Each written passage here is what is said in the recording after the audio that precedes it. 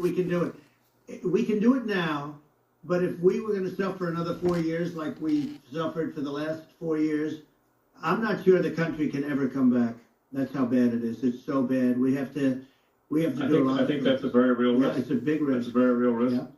And it's, I'd just like to note to people listening, like, I've not been very political before, and if you look at my record, I've actually been, I'm not like, some they try to paint me as like a far right guy, which is absurd because I'm like making electric vehicles and solar and batteries, helping them with the environment, and I actually I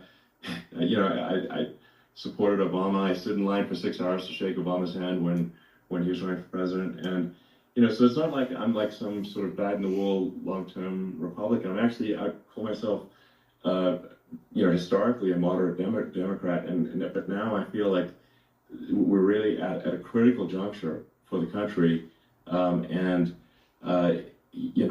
think a lot of people thought, the Biden administration would be a moderate administration, but it's not, and obviously that we were just going to see an even further left administration with Kamala. That's my honest opinion. I mean, her dad is literally. She was brought up as an actual. Her dad is a Marxist economist. You can Google it. I mean, it's not we're not making this up. That's how she was brought up. So, and we want to have a future that is prosperous. And I think we're just at this critical juncture. And I think this is a case of the America is going to at a fork in the road, and true. And I think it will take the path, like you are the path to prosperity, and I think Kamala is the opposite.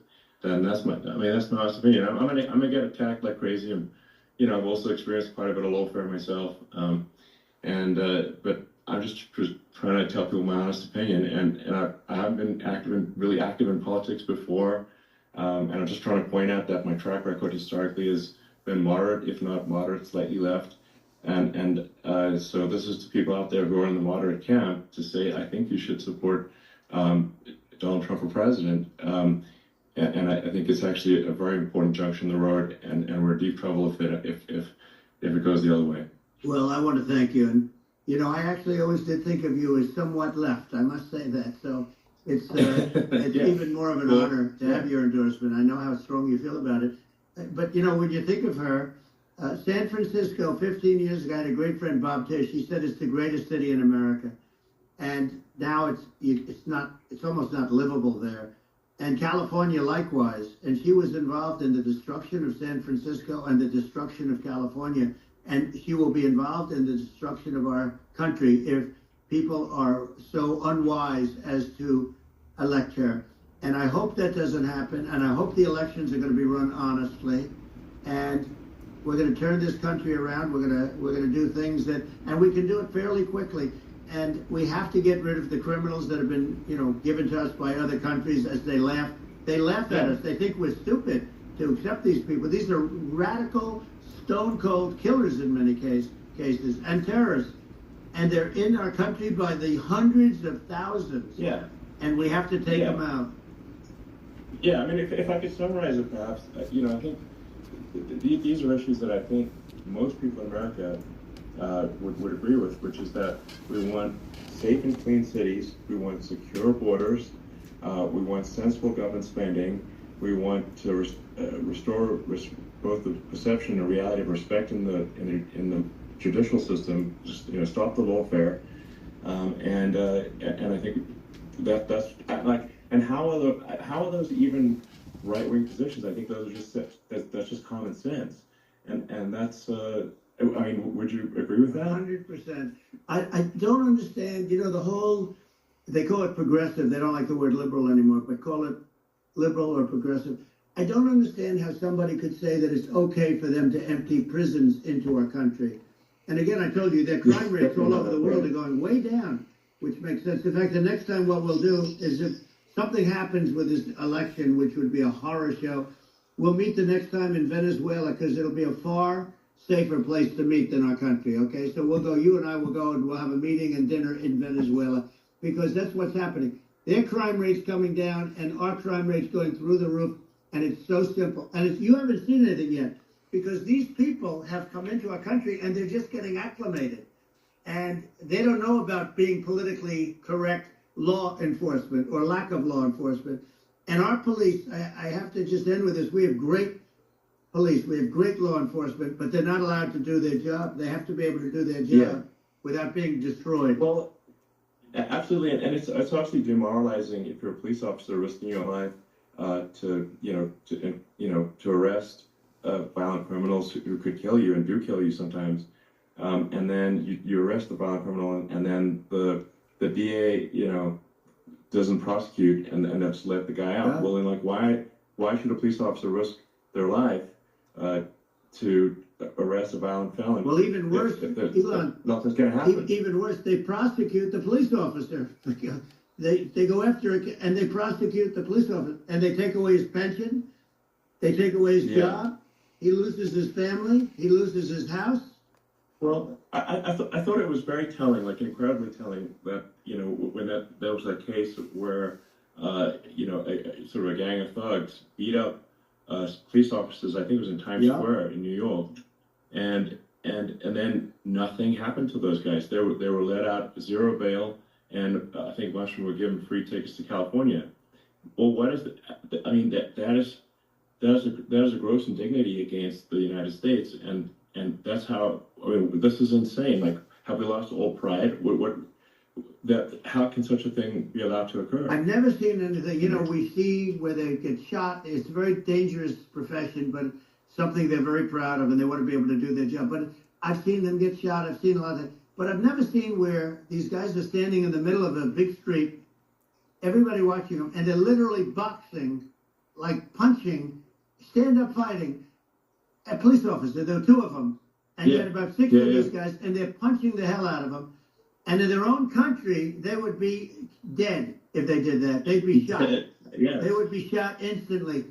And, they come from these countries, and it's taking them a while to realize that we don't do that in this country. But in their own country, if they stood on a street and had a fight with a police officer, they would be shot. There's no political correctness. And it's such a sad, it's such a sad thing to see. And that's the reason you have crime, by the way, because we don't do anything about it. Yeah, we just cannot have a situation where our police officers are beaten up on camera by a gang of illegal immigrants, and then nothing happens to the guys that beat up the cops. I mean, and they're let out. This is unacceptable. Well, we're going to change it, and we're going to get them out of the country. When I first got involved, they said you couldn't get them back to these countries. You couldn't take them back. In the case of Guatemala, Honduras, El Salvador, some others, you couldn't get them back. And I said, really? Oh, you can't get them back? Because under Obama, he couldn't get them back. They'd fly him in, and they'd put planes on the runways in these countries so you couldn't land the plane. They'd bring them back. And the generals told me, sir, we can't bring them back. The countries won't accept MS-13 gang members. They won't accept them. And I said, really, how much do we pay these various countries in terms of economic aid, which is also somewhat ridiculous? And the answer was $750 million. I said, good. Tell them they're in default, they're delinquent, we're not paying them anymore because they won't accept it. And you know what happened? They all called me, every one of them. They said, we would be honored to take them back, sir. We would be honored. It was so easy. But it's one of those things. Oh, we got them back. We took in so many, MS-13 is probably the worst gangs in the world. They're the most vicious, violent. We took them out of here by the thousands and got them out of here, and their countries took them back. And because I said, you're not getting any more economic aid. And once I said that, they were nice. They wouldn't take them back for Obama. They wouldn't take them back for anybody. And now we have a problem because we have this guy, and they don't take him back anymore with Biden because they don't respect him. It's just gotta be done. We just can't have whether they're citizens or not citizens. We can't have, because they won't prosecute citizens either, not just illegals. So you can't have repeat violent offenders that are not that don't get incarcerated. That's right. Because they will obviously, by definition, continue to hurt people. And where this comes from is that there's and I do sort of consider myself liberal in some ways. I mean, It's just that you want to have empathy for Right. people. Obviously, you want to have empathy for people. I totally agree with that. You want to have empathy, but you also have to have empathy for the victims of the criminals. And if you just have empathy for the criminals, it's actually shallow empathy. It's not real. You're not thinking. You're one layer deep empathy. You got to say, like, what if you don't incarcerate this person? Who are they going to hurt? They might kill someone. They might rape someone. If you don't incarcerate them, you have to have empathy for the victims. And there's a lack of empathy for the victims of the criminals and too much empathy for the criminals. It doesn't make sense. That's why you want to have deep empathy for society as a whole, not shallow empathy for criminals. Right. And we have to give our police officers the dignity and the respect that they deserve. And we have to let them do their job. They can do a great job, but we have to let them do their job. And if we don't do that, it's going to all disappear. There's never been a society like this where you're allowed to do anything you want and nothing happens. And I'm talking about violent crime. And it's going to get more violent because these are really, really violent people. And we're going to get them out of our country, and we're going to get them back to because they were sent here by the presidents and by the various people that run those countries. And I know every one of those guys. And they're smart people. And they're streetwise people. And they really think that the USA is stupid. They think we're run by stupid people, and they happen to be right. But when I was there, we had no problem. We got them out. We took out thousands of MS-13 gang members. We brought them back. And now, again, it's the same old story. We don't do it. And they actually gave them a big increase in aid. They raised it up to billions of dollars, and they get nothing for it. So, I hope everybody's going to vote for Trump, and we're going to get this country straight. Yeah. And I didn't need this. I'm like, I didn't need this. I had a very nice life. I didn't need to go through court systems and go through all the other stuff and run at the same time. I have to run. I have to go through fake trials with, in some cases, corrupt judges, totally corrupt judges. I didn't need it. I had a nice life. I have great locations. I have beautiful oceans that I have places. But I felt it was important. And if I had to do it over again, you probably think I'm crazy for doing it, actually. But if I had to do it over again, I would have done it over again, because this is so much more important than me or my life. We're going to save this country. This country is going down. And these people are bad people that we're running against, and they're liars. They make statements. They do things that are so bad. They say they're going to make a strong border. They say they've been great on the border, and they've been the worst in history. They say they're going to stop crime. The facts speak for themselves. It's so incredible. Speak for themselves. Like it's got to the point where people just don't even bother reporting crime in a lot of cities because they know nothing is going to happen. That's what I hear anecdotally from people all the time. So it's just my values. I'm just saying to people out there, like the things I think are important for the future is like we've got to have safe cities, we've got to have secure borders, we've got to have sensible spending, and we've got to have deregulation, and so we can have a prosperous future. And then we want to have some exciting sort of moonshot projects that people can get fired up about, and that's the future I'm looking for. And I'm pro-environment, but I'm not against. I'm not like I don't think we should vilify the oil and gas industry because they're keeping civilization going right now.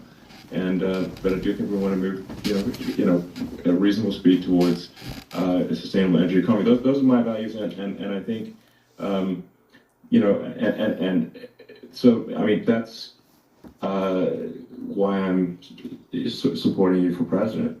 Well, I appreciate. We're going to give incentive to companies to come into our country, not to leave our country.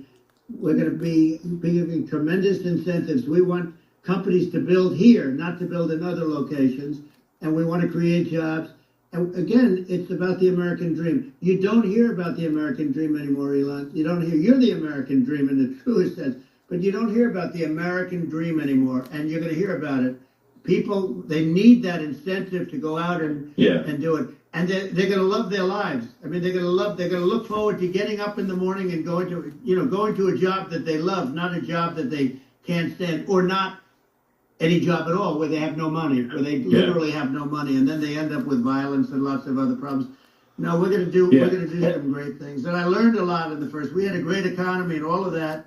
We rebuilt the military. We did so much. But I also learned the best people. I learned the good people, the smart people, the dumb people, the people that can do things, the people, you learn. When I first came in, I tell people I was in Washington, D.C. only 17 times, according to the fake news media.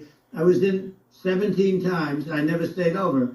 And you don't know people. You rely on other people to give you names, and then you realize the people you relied on weren't so good. Now, we had great people, but we also had some where I wouldn't have, used them had I known. Now I know everybody. And I think we're going to really turn things around fast. We have no choice, otherwise we're not going to have a country. And I really appreciate this. Has been, to me, it's been a lot of fun being with you. You're an amazing guy. You've done an incredible job and a great inspiration to people, a great inspiration. And I hope you keep going and just continue to do well. And we're going to have a big election coming up. And I think November 5th will be the most important day in the history of our country. I think that election will be the most important election. And I think it'll end up being maybe the most important day in the history of our country, because if we don't win, I just feel so sorry for everybody. No, I think we're at a fork in the road of destiny of civilization, and I think we need to take the right path, and I think you're the right path. So I think that's what it comes down to. Thank you very much, Elon. It's a great honor, and we'll do it again sometime. And it's been really fun, and I hope you got a lot of viewers. I hear you got a lot, but I hope you got a lot. I know you got a lot of them.